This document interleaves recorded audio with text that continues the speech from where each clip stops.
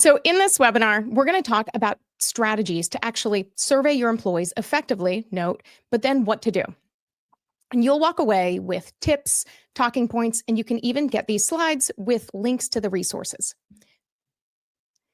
So in here, we're talking about employee engagement surveys. Why this topic? You can see I've escaped my office, and when I was on a call with a client, they'd said we'd rolled out your manager training because we had an employee engagement survey and it showed that that's what we needed. So I started hearing this and heard this more and more often. And I realized a lot of times we were hearing from organizations after they'd had a survey said, oh, we need to do something about it. And I often say, like, that's fantastic. So many people get into employee engagement surveys and don't do anything with it. And the key aspect is to do something with it. So today we'll talk about that, and we'll use both data and AI, because you can't do a webinar without using the words AI in 2025, but also takeaways. As noted, we will include an option at the end to get the takeaways so that you can see the resources. So everything that we cite to for data, we have clickable resources in a PDF so that you can use it and share it with your teams to actually bring it to life.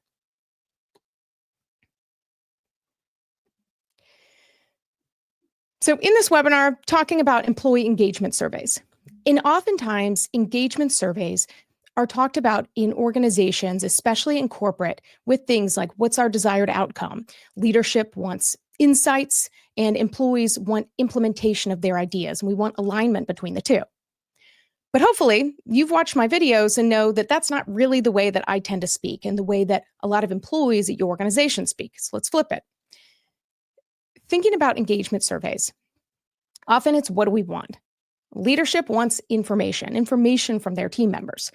Employees want action, but it takes trust on both parts to actually make that happen. So one of the things I do, so having had a career in legal and HR and worked at well-known world-class organizations, but also every day I'm doing semi-scientific studies when I post on social media and see the comments. And I frequently speak with organizations and say, I'd love to read Gallup research, Harvard Business Review research. I have links to those at the end and resources you can use. But I also do these little studies every day with comments. So when I posted about doing this webinar, for example, some of the comments were probably what you'd expect. People think that if you're doing a survey, your employees often assume going into it that nothing will happen. So whether people say that it's to try to make things better, but people just forget about it. Because sometimes you do come out of the gate, oh, we're going to do all of these things. And then life happens. And 6 months later, you think, okay, well, now it's too late. So you think that employees, okay, everyone's forgotten about it. We'll try it again next year. But people don't necessarily forget the anonymous aspect of it. So we'll talk about that as well. What does anonymous actually mean? Because people often hear that. And that's an aspect. If I wanted to do a video on social media and get a lot of feedback, adding that a survey is not anonymous, or whether an anonymous survey is actually anonymous, is a great way to get a lot of comments. But my goal is to help organizations know what to do with those surveys. So we'll talk about that. And then here we have a suggestion box, but not one suggestion has been addressed. They just have it out to say they have it out. And in that situation, it may actually be the case that things are done. But action, especially in response to getting employee feedback, is about two things. It's doing something about it and telling your team members that you're actually doing something about it. Or even just more than assuming the worst that will happen is this. For example, I made the mistake of answering honestly, never again. It's all 5s from here on out. And people say that laughing, but oftentimes people get a survey and they don't trust that any action will come from it, but they also fear that it'll be retaliation. Frequently littered through the comments on posts on Instagram, TikTok, all sorts of social media, are comments of people saying it's just an aspect for corporate to weed out the people who have the loudest voices. And it's just really critical context to know that whether you're in HR or leadership, you may think about rolling out an engagement survey, but what an engagement survey is often about is making sure that there's trust on both sides, that aspect of the middle. And so altogether, this comment is, one I could probably cross-stitch and put on Etsy. I love this, but no communication is better than soliciting feedback and ignoring all of it. And it's a lot of common sense in this. But truly, A lot of employees going into this, again, are going to have assumptions that you as HR, some may surprise you, or some you may feel like you have to overcome this mountain. But really, that trust in the middle of that Venn diagram, that's not at a baseline oftentimes for those employees that you're asking for their opinion. They think nothing will happen with it. They think the worst will happen with it, retaliation. And so, what you can do as an organization, and often HR and people teams, is to figure out how to be that conduit to make sure that you're building trust at the outset and making sure that leadership is in line with actually doing something about it. So, how do you do that? How can you ask and act in a way that actually builds that trust? So, one is when you're asking. So, talking about a survey, again, oftentimes we have organizations that have come to us about after they've had an employee engagement survey, or now as I'm talking with organizations regularly, I'll say that. I say frequently people come to us because there was a survey that showed they needed manager training or overall training and development. And so you've already had the survey. But if you haven't, or if you're thinking about what to ask in a future one, I often say don't just use a template. Now, I know there are plenty of survey tools out there that have great template language to start with, and that's super helpful because through this, especially in talking about AI, I'll be showing ways that you can get examples of questions. But within your organization, there are humans. There are humans within your team. If you're a people team, there are people that work with the organization that can help to shape those questions. But it can be really easy to just take it and ask the same old, same old. Oh, we asked this last year, let's measure. But having a survey year over year is more than just benchmarking where you are. It's often important to rethink of it as an opportunity to have a very real conversation. And so, for example, years ago, I was working with a large organization and we were rolling out an employee hotline for the first time. And we worked with a large vendor and they had templates for everything. But as we looked at it, I was in a meeting and I stopped and paused and said, but if you were an employee reaching out to this hotline, this feels like a lot. It was so many questions, so many check the box questions, so much information. And I said, it's important for us to think about the people that are getting ready to potentially report something to a hotline. And if that's information you need, at what point are they going to drop off? Because it all feels like so much. How can you make it easier on them to actually give information, but also make it in a way that we can do something about it? And so we shaped it entirely. We were not probably the most fun client to work with as a vendor, but we did all the editing on our side and gave it. But just like this with the survey, very few, hopefully, employees are going to be going to a hotline to report something, serious. But when you're asking all of your team members to give input in a survey, it is that opportunity to think about it. How can we get that information from them in a way that makes them want to answer, that's easy for them to answer, but also gives us the information that we can act on as an organization? So it's thinking like a team member, but doing it objectively. Because as you know, especially if you're in HR or whether you are a manager or manage a team of one, or if you don't manage anybody, everybody in the workplace probably has a lot of opinions. And so if you're going to ask people just generally, tell me your thoughts, you will likely get a lot of opinions. But how you ask the questions can shape that, not to manipulate anybody, but to ask them in a way that can give you information that you can act on. So how do you do that? So throughout this, I have data points and tips. So all of these as well, when I send the PDFs afterwards, and I'll show you how you can get the PDF of all these slides, all of these have clickable links in here. But so one is Warren Buffett's tip. Oh my gosh, I spelled it as Warren Buffet. So I will fess up to that. Yes, he has 2 T's in his name. But Warren Buffett, when he wrote his investor letter for Berkshire Hathaway, he said he always thought of it by starting, Dear Doris and Bertie. Now, Doris and Bertie are Warren Buffett's sisters, and they are very smart. He says they are very smart, but they are not involved in the investment game.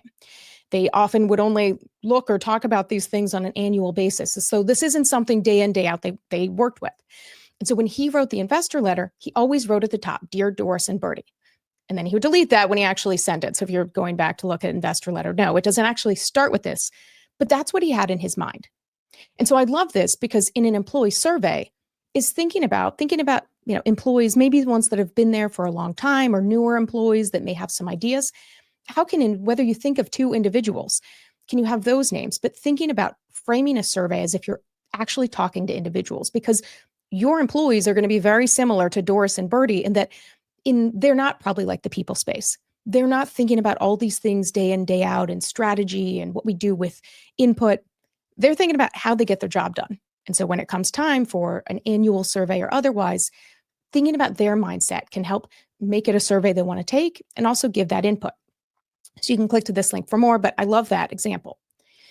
Another, I go back frequently to Harvard Business Review. I read it every month or 2 months when it comes. And this is an article from 2002, but it really has stuck, which is talking about in surveys, thinking about how you ask questions. That often, if you're to go back and look at your prior survey, a lot of it is really subjective. How do you feel? How do you observe this person? Do you feel like they're fair? And that's really normal to phrase questions that way. And again, you'll be able to click and see this full article. But this gave an example of a Duke Energy case study where they had survey language. And so initially, their surveys asked things like this: does your project leader know how to think globally?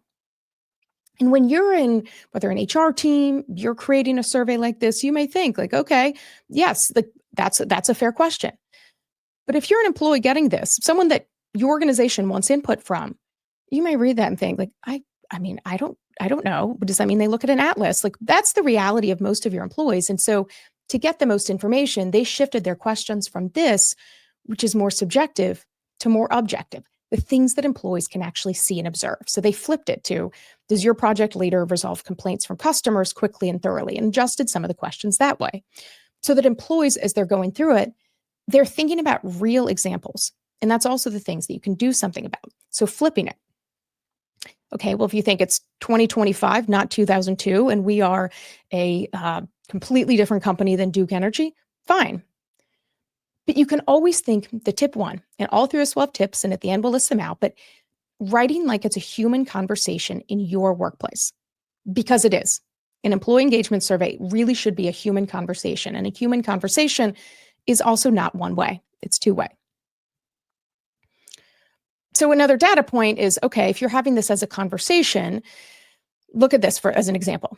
So this study, this was Harvard Business School in their Business Insights recently, and this cited a 2022 study. 75% of employers have teamwork and collaboration is very important. Like oftentimes, if you ask employers, I'm actually shocked that's not 100%. But aside from talking to those 25% about where they rank it, 39% of employees, they believe that people in their organization don't collaborate enough.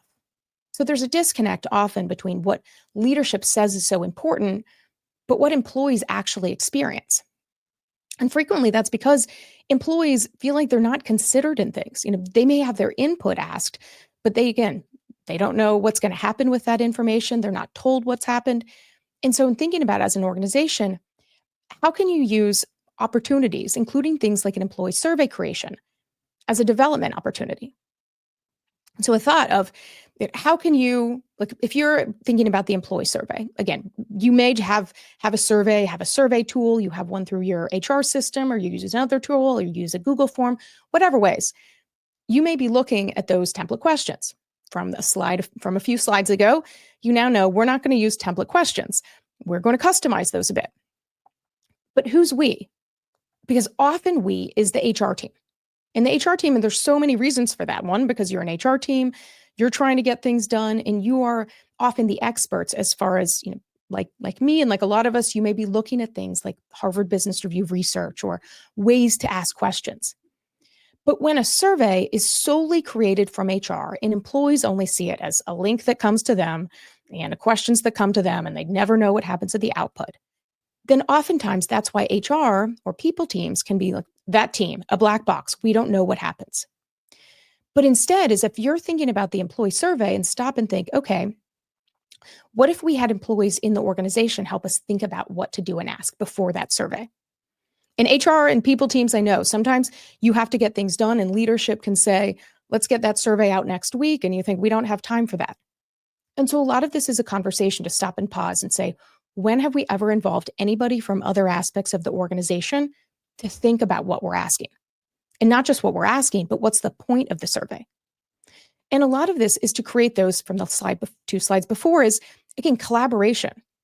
And so this is, if you have individuals that are interested in people management or have interest in training and development or just have input that you think would be valuable, having a group of those employees to talk about, okay, how can we do this in a way that can build more trust? What do people really think about an employee engagement survey?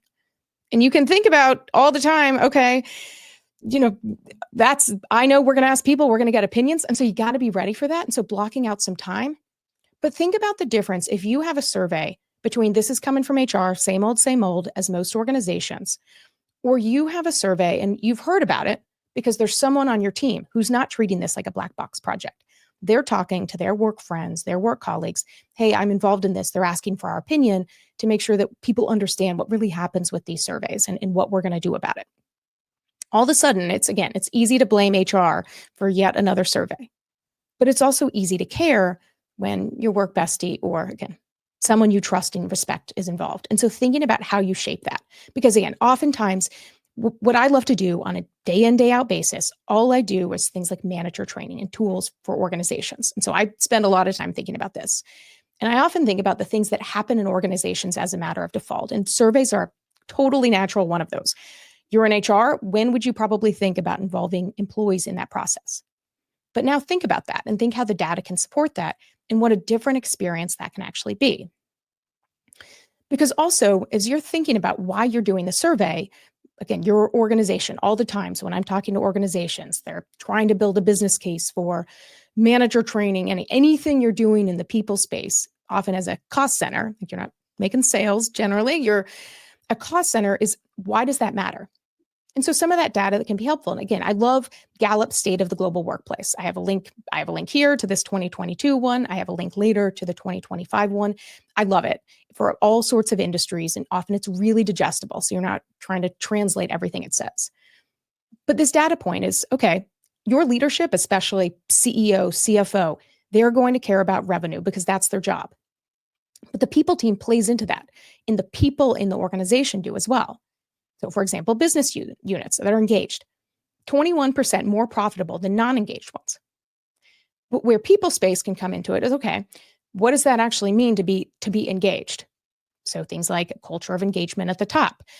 If you have leaders prioritizing this, if you hire and develop great managers, or also you communicate openly and consistently. So again, you can look at this State of the Global Workplace. I really want to tailor this to employee engagement surveys. But this can be a great resource because often in the people space, you're always expected to, as you should, justify things with data. It can be a great place to get that. But so here, the last one in particular is communicating openly and consistently. And that's how you ask questions and how you talk about what you do with that information. So tip 3, okay. So as you're working, whether you're working with this group and you've taken that tip, or you're working with your HR team and you're thinking we're going to work with that group next year because we're sending our survey out next week, either one, back into the ultimate result. Why are you doing this survey? And make sure that people are aligned. I have a YouTube, I'm happy to send otherwise. I did a YouTube just a few weeks ago. I do longer ones each week, but about thinking about this, backing into why you're doing the survey. So have that.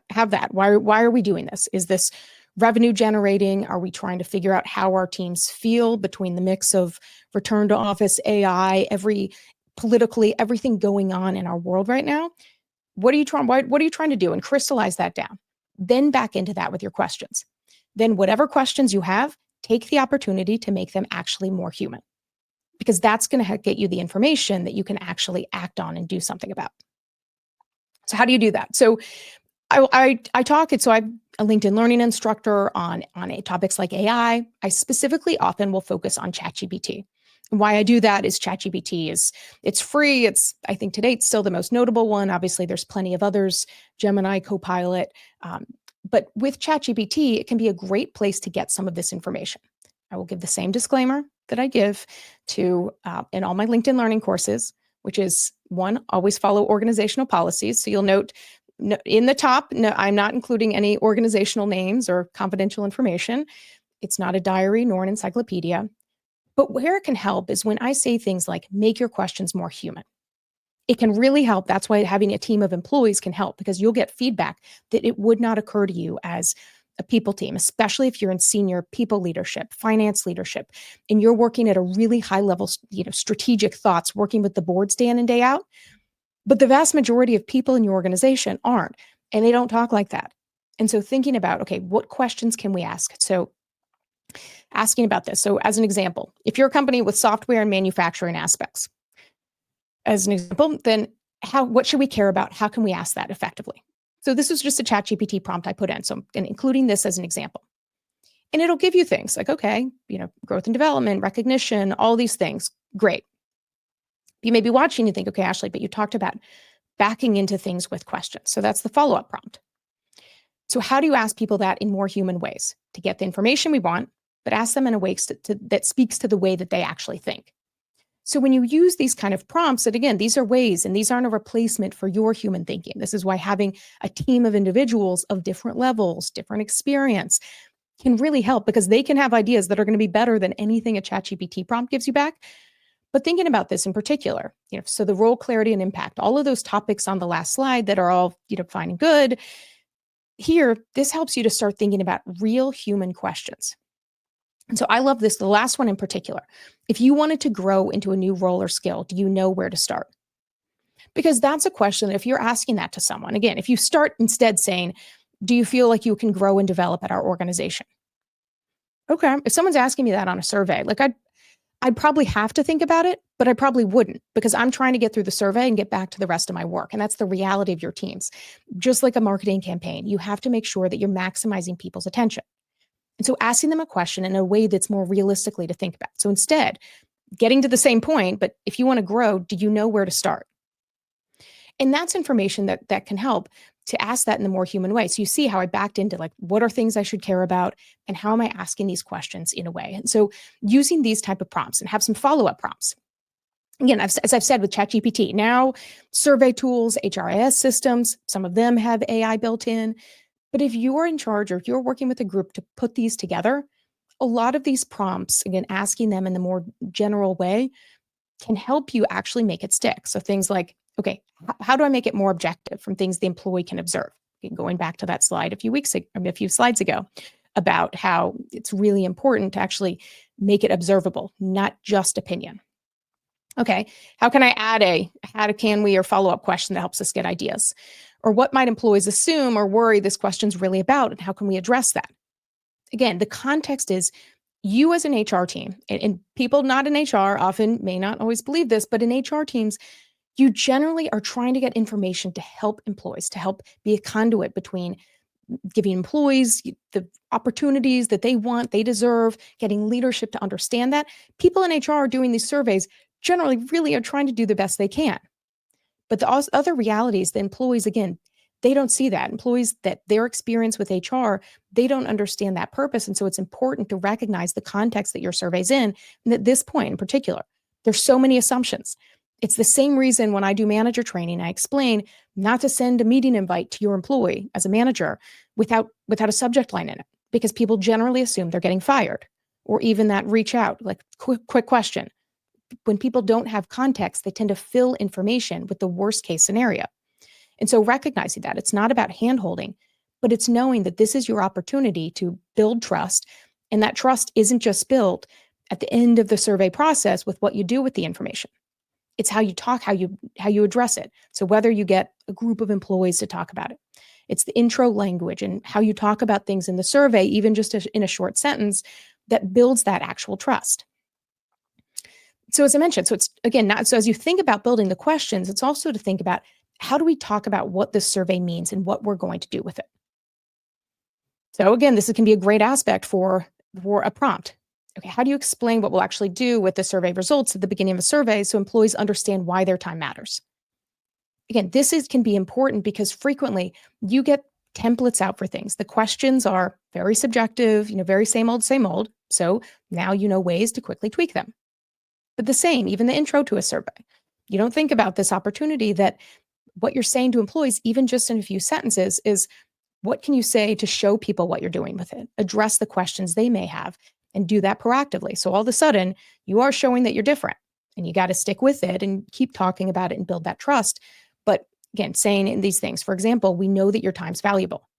So this language, and as you adjust it and work with your teams, this can change the survey dramatically of how it's received. So tip 4.5 a little bit is one I have the caveat on is, again, this anonymous aspect of it. And it's a balance. It's often I use an example of Mario Kart, that as you're going through work, you often have to make the choices and they're not perfect. You're going to pick your character. So whether you are Bowser, so I now know not everybody knows Mario Kart, but that's what I'll speak to. So, but if you're playing Mario Kart, for example, you can be Bowser and you can choose, but you can make all the turns, but you're going to be a little slower. Or you can be, Peach with the little hat or mushroom, and you're flying around the curve. So you're flying off every once in a while. Again, you're often workplaces full of imperfect choices. And so how you do the survey, people generally are going to feel more comfortable if they can give input, if their name's not necessarily behind it. But even if you just say anonymous, you have to explain what that means. Because there's some ways, some surveys, for example, that just have a link to whether it's a Google form or other form that people go to fill it out. If that link in someone's email is individualized and trackable, then all of a sudden people are like, but this doesn't really feel anonymous. So what's really going on? Or if they keep getting reminders to do the survey, and they say, but you said this is anonymous, but you can tell that I haven't done it. Or their manager says, 80% of our team has done the survey, others haven't. And so just making sure that thinking about how do you balance between getting that accurate information, but also being real about what anonymous and confidential mean, and talking about that specifically. Because sometimes what you'll see is we have a survey, it's anonymous, your input's important. Then all of a sudden the question's in it. And oftentimes, even with third-party tools, it truly is anonymous. Like the organization does not have access to the IP addresses of who said what. But aside from that, even if you technically can't tell who said what, if the questions that you're asking ask things like department, city, team, all the time in social media I have comments of people saying, okay, but this asked me these things. I'm the only person on my team located in this region area. So everyone's going to know it's me. And so thinking about that, that's why having that group of employees and talking about this and talking about anonymous can help as well to give those contexts that you just don't often think about if you're working, especially in senior leadership. So this is, again, how do you explain that a survey is anonymous if people are naturally suspicious about that? Again, I say naturally suspicious because that is what people are bringing to the table. Those same people that you're looking to build that trust and have that relationship. So here's examples of what you can do. Again, in this, you can get the PDF and have this as well. So all these slides, I'll show you how you can do that at the end. But again, it's recognizing what that actually looks like and making sure that the questions that you're asking don't undo that by asking very specific targeted information. And why that happens goes back often to the same example I spoke about of rolling out an employee hotline. And again, that employee hotline was an anonymous hotline. The tool, advertises around the world, they are anonymous. But the questions it asks are so specific that I'd said, if it were me, I would never answer this because it's completely obvious. It doesn't even look like it's more as an opportunity for me to give information. It looks like you're trying to either find out exactly who I am or trying to create it so that you can easily organize it in data. And so one helpful thing now can be, especially with all the tools and innovations and technology, is it's a lot easier than it used to be to aggregate data and see actual themes after your surveys. So it can be a lot easier to just have more open-ended questions and not ask identifying information, and knowing that you may give up some of the ability to have data and say, okay, we're seeing this on this team, X on this team. You may give some of those specifics up, but you're going to get more candid information across the organization. But again, so some of these prompts can be helpful to build that up. So once you've done the survey, so again, all of these slides are really about how you build that out. But again, a lot of times what we're speaking with is organizations that have done the survey that are now saying this survey, either people said they need manager training or it's clear that we need manager training. So what do you do with it? The first is to fight temptation. And I say this because when you get a survey back, and I do videos, role play videos with Hey Luke characters sometimes. And one of the first videos I'd done was about this, of Luke, where we did an employee engagement survey. And Luke's number one question was trying to figure out who made a personal comment about him. But I say that because that's a common circumstance, and it is human nature. That when you look at things, it's the same reason. I've talked to people that have an email newsletter, and they're like, why do I obsess on if I see someone unsubscribed, and I get so sad about that? Because it's human nature, because we do worry about the worst. The same when you do a survey and someone says something, even if it's purely professional feedback, it can feel really personal. And so knowing some of this is conversations to have in advance, but then after as well, as making sure both at the senior leadership level and then managers, to make sure that your managers aren't undoing everything that you said in the survey by popping and saying who said what in that survey. So fighting that temptation, and that's a role that HR and people teams, it's really important to be in, because that is going to be a temptation. So how do you focus on objective themes, including any critical feedback? So then reviewing for themes. Again, a lot of these tools now that you have can be really great to give you ideas about, okay, here's the themes that you saw.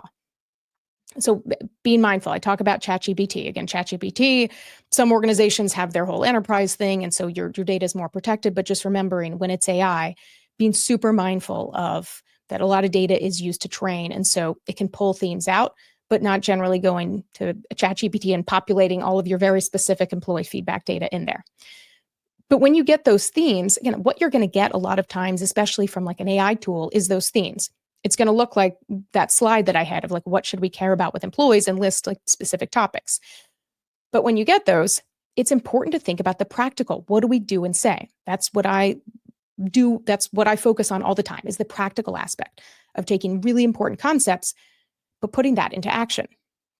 So this can be a prompt as well. Like, what do we do to talk about the results? Because that's important to be candid if it's a two-way street.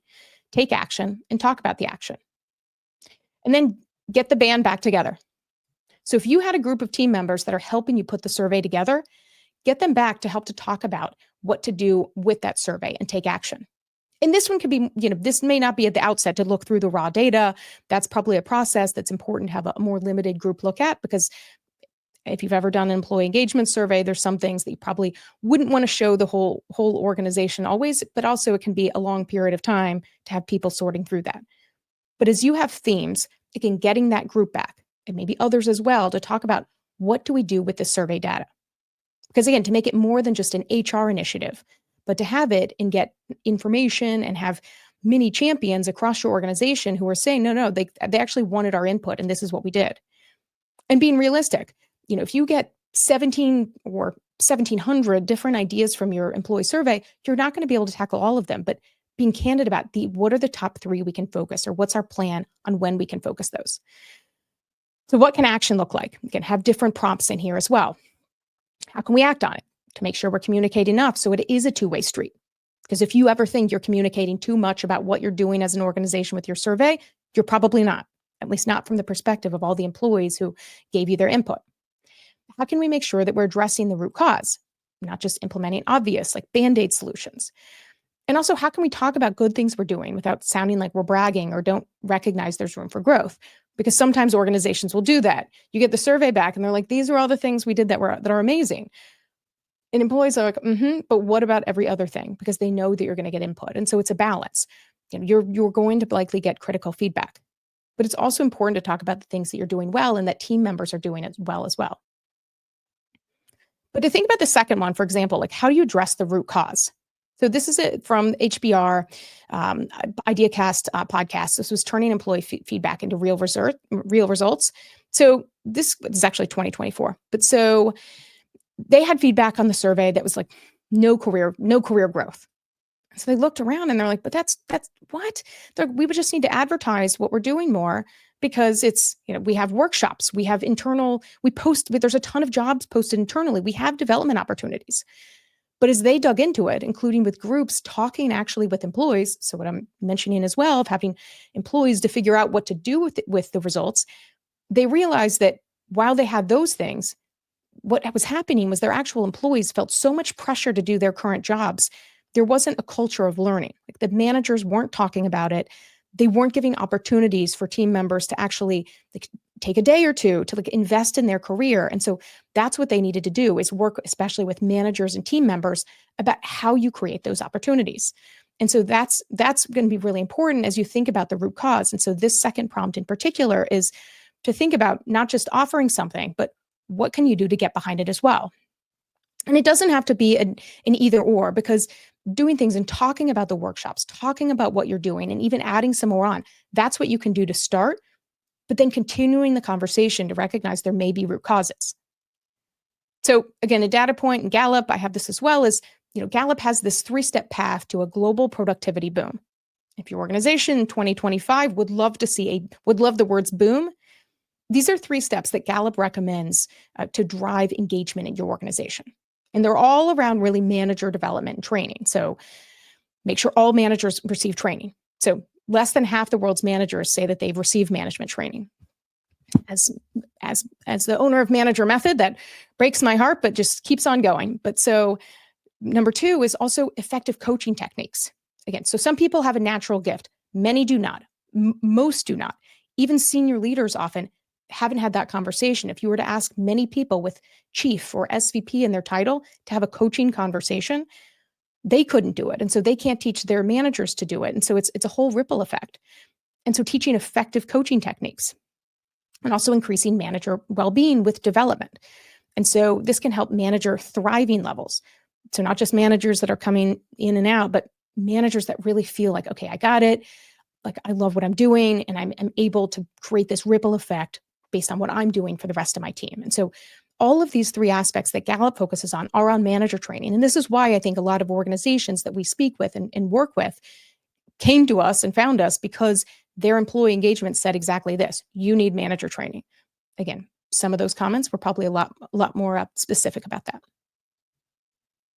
But so this management, I posted just this morning on LinkedIn. This is a 2024 article in Gallup that I love. Again, it'll be linked, is talking about preventable turnover. Again, these are all the things they cost very real money, time and money. And so when you look about preventable turnover and engagement, people talk about pay, and pay matters. But this in particular, the study showed of preventable leaves, 30% said, it was better compensation and benefits. Like that's what would have kept me to stay. But the rest of the categories, from literally the second most common is what I posted this morning on LinkedIn, was if I had more positive interactions with my manager. 21% of employees said that would have impacted them to stay. Other things, less negative interactions with my manager. And so a lot of this is how people actually work with their manager daily. And it's that experience. It's not just pay. And so as you think as an organization about what you can do in teaching people of why it matters to have positive interactions and what that possibly looks like, that's the practical training that people need. And I said, going all through this, the root causes, all sorts of things, but also truly, while just doing the obvious solution, it can be really helpful to do more than that. It's also true that when you do a survey, a critical aspect is to make sure that you are doing something and saying something.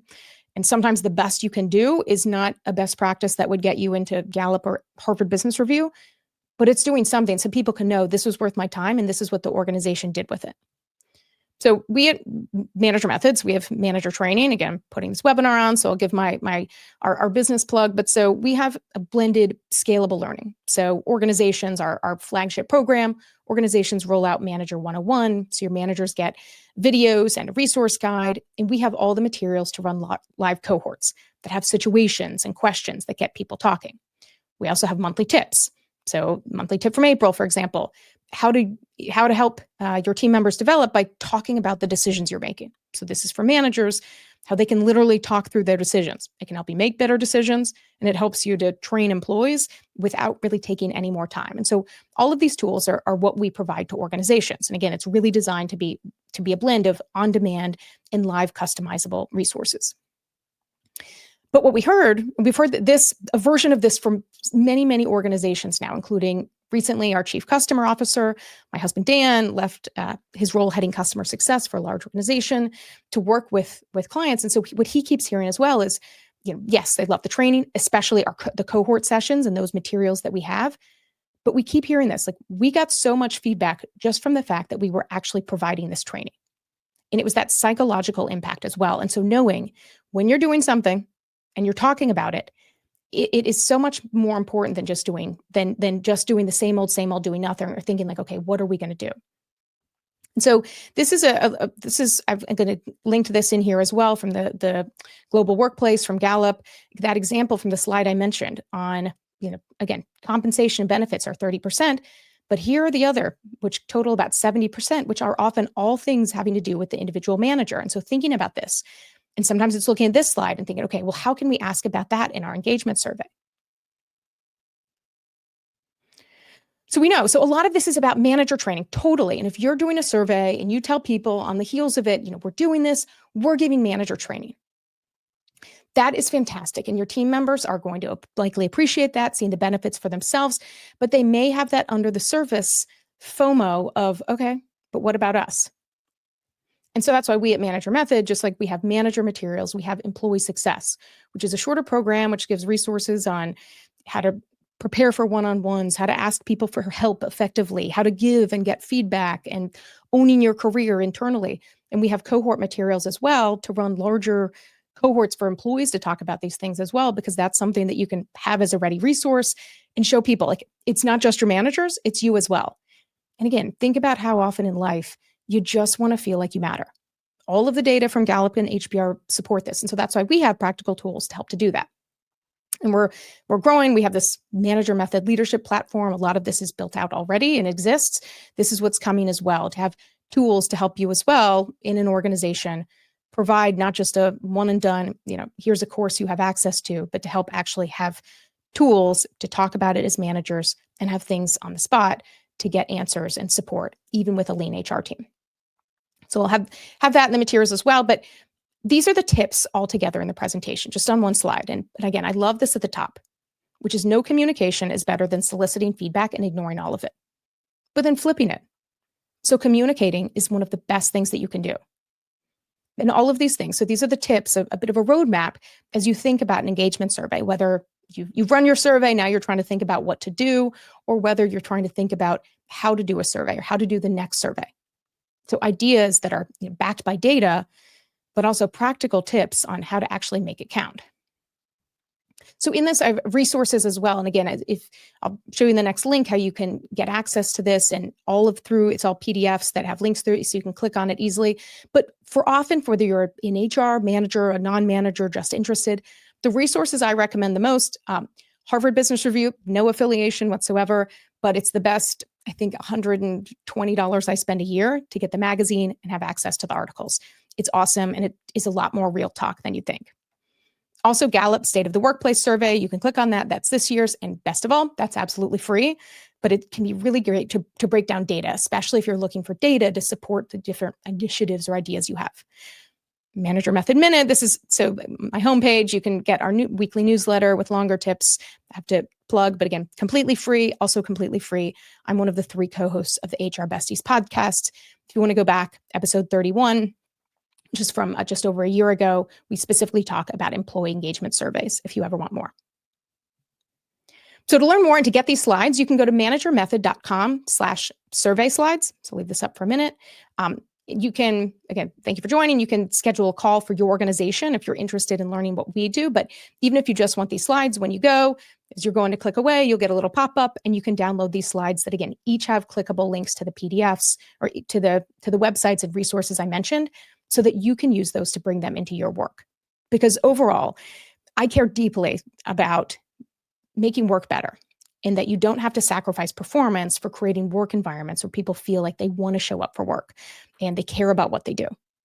And so as an organization, there's a lot of ways you can do that practically. We're happy to help, but even if it's just the free resources at the bottom of this page, this managermethod.com/survey slides are free resources. So my YouTube channel, where I give free tips every week, example of my LinkedIn Learning course. I am a LinkedIn Learning instructor.